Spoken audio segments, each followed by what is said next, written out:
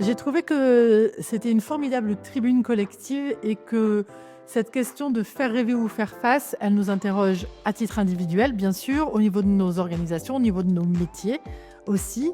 Et c'est certain que l'ensemble des propos donne un élan certain pour répondre à cette question. L'autre chose qui m'a marquée, c'est vraiment le discours des étudiants parce que j'ai trouvé qu'ils avaient une approche dans l'interpellation qu'ils ont pu faire des marques sur donnez-nous des discours qui soient réalistes, donnez-nous des informations qui soient finalement assez transparentes et donnez-nous des imaginaires qui, bah oui, qui sont assez réalistes en fait. Voilà, j'ai été assez interpellée vraiment par leurs propos.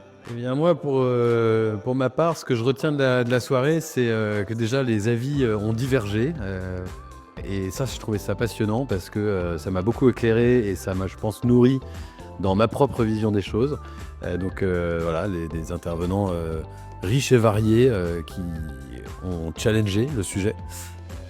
Et ce que j'ai beaucoup aimé aussi, c'est le côté très cash des débats, sans langue de bois, avec une liberté de parole qui est, je pense, assez rare. Donc j'étais ravi.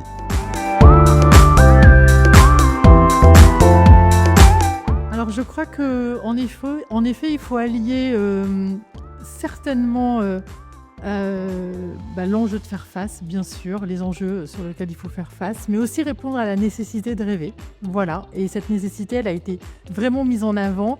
Et je crois que c'est finalement avec cet optimisme que nous essayons dans nos métiers, en effet, d'accompagner les lecteurs et puis d'accompagner également les marques annonceurs dans leurs enjeux de communication. Et ben moi, je répondrais un peu à côté en disant que je ressors de là en me disant qu'en fait, il faut faire collectif. Et peu importe si on utilise le rêve ou le fait de faire face, mais que si derrière c'est pour le bien commun, les deux sont souhaitables.